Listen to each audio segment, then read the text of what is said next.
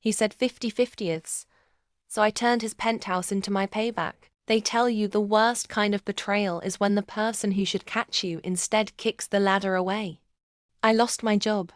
I came home raw and quiet, looking for a hand, not a lecture. Instead, he looked up from his laptop, clipped and cool.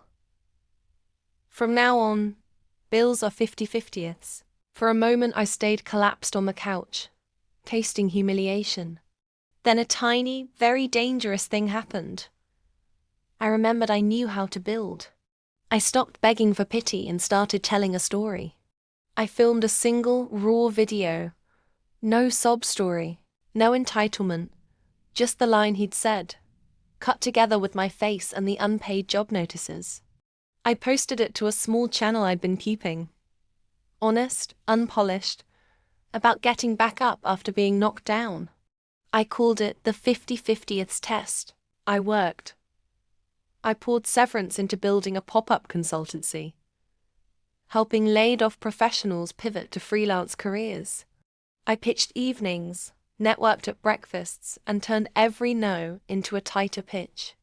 Within weeks we had clients, then partners, then press. People loved the blunt honesty of the first video. More flocked, donations, a grant. Suddenly it wasn't just me. It was a movement. The growth caught the eye of a venture partner who'd once been in his social circle, someone who knew my husband's name and loved the irony. He offered to fund a permanent HQ, a co-living, co-working space for career restarters, mentorships and microgrants. The only catch? We needed a location with impact and visibility. Guess whose penthouse was both visible and listed under a shell company, because he liked privacy. I negotiated a purchase. Clean, legal, arm's length, using my new company's capital and the investor's money. He signed thinking it was a donor's sale, not realizing the buyer shared my last name. On closing day, I walked into the penthouse wearing a badge that read, Resident Director.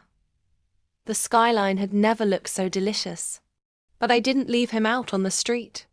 Instead, I offered him a sublease. You wanted fairness, I said, handing him a printed invoice for 50% of utilities, parking, and maintenance, the same math he'd pitched at me. He swallowed. The man who'd reduced me to split the bills was now splitting a one-bedroom in a community center that hosted empowerment workshops, resume clinics, and seed funding ceremonies. He had to RSVP to events where women he'd dismissed got microgrants. He had to wait in communal lines. He had to listen. Worst of all for him, the community loved it. They donated, they applauded our mission, and they posted selfies with the woman who turned humiliation into a habitat for other survivors. When he tried to gaslight me in front of friends, people laughed. Not at me, but at him. Want more delicious, strategic payback and real comeback stories? Subscribe and hit the bell. Join the channel where we turn "you owe me" into "we owe each other."